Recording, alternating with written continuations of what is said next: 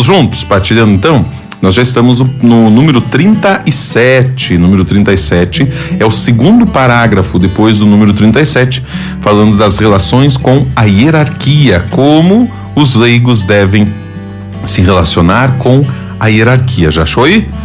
Tá bonito a nossa partilha, o nosso programa Tempo Novo, trazendo sempre para você esse nosso estudo, esta partilha, momento catequético, momento formativo, momento de aprofundamento. Vamos lá.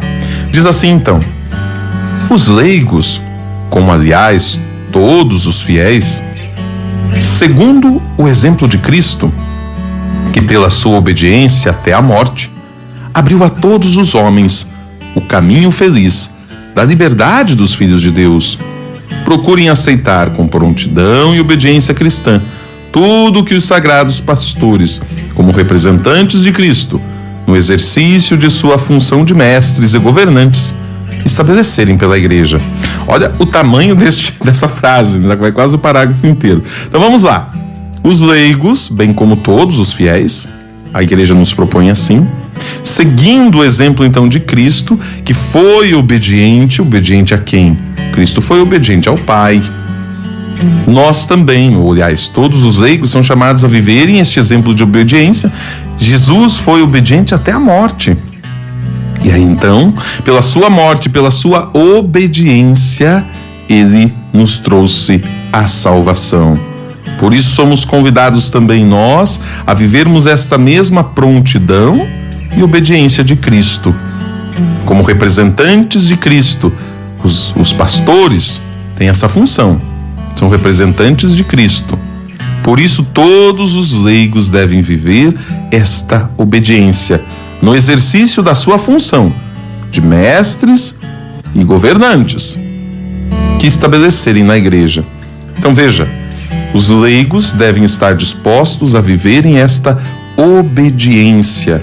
Este é um convite, é uma proposta, mas também é um documento da igreja, onde o Papa estabelece, com a assinatura de diversos outros bispos e sacerdotes do mundo todo, como uma constituição dogmática. Então cabe aos leigos a obediência. Por isso, caríssimos irmãos, lembremos-nos sempre de estarmos à disposição e obedientes aos sacerdotes, aos bispos e aqueles aos quais nós somos colocados para o exercício do nosso batismo. Aqui no caso, lembrando, então, a todos os leigos, claro, você padre, mas e os padres também não devem obediência? Claro, mas nós já falamos sobre os padres lá atrás, lembra? Quando nós estávamos ainda no capítulo 3, que era sobre a constituição hierárquica da igreja. Lá nós falamos dos diáconos, nós falamos dos padres e falamos também dos bispos. Mas agora que o tema é especificamente voltado para os leigos e a sua atuação na igreja e a relação aqui com a hierarquia, como devemos proceder em relação à hierarquia juntamente com os leigos. Olha só, convite do Papa mais uma vez.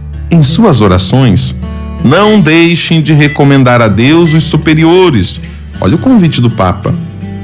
Muitas vezes nós não somos capazes de vivermos esta obediência e muitas vezes até somos promotores de discórdia quando espalhamos fofoca, quando espalhamos inverdades, mas não só quando é mentira, mas também quando é verdade, mesmo que seja verdade.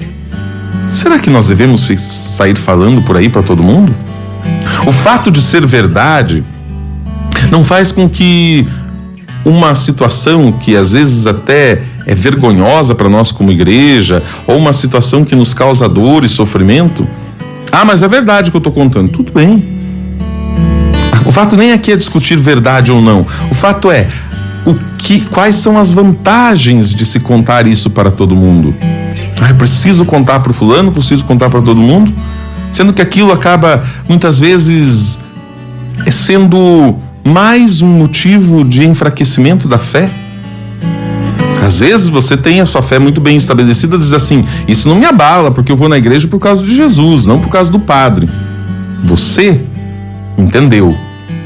Você vive assim. Mas é necessário entender que existe um irmão que é mais frágil do que eu. E que talvez aquilo que é verdade, eu vou passar para o outro.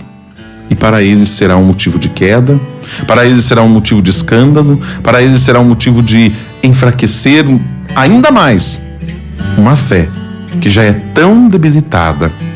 Então, nem sempre o fato, ou somente o fato de ser verdade, nos autoriza em sairmos contando tudo para todo mundo. Eu só falei a verdade.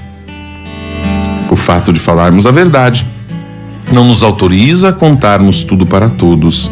Por isso que diz aqui então Papa, a oração aos superiores, que vigiam sobre as nossas almas, como quem delas terá de prestar contas, para que eles cumpram o seu dever com alegria e sem angústia.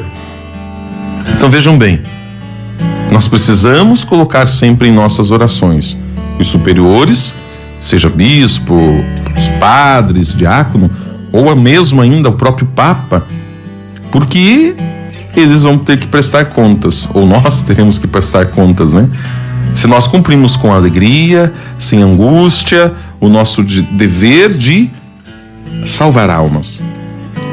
Bom, as almas já estão salvas, Cristo já salvou, mas o nosso dever de sermos promotores, divulgadores, propagadores desta verdade e de tantos que ainda não conhecem a verdade do Evangelho, a verdade de Jesus Cristo, para que possam ser fortalecidos na sua fé.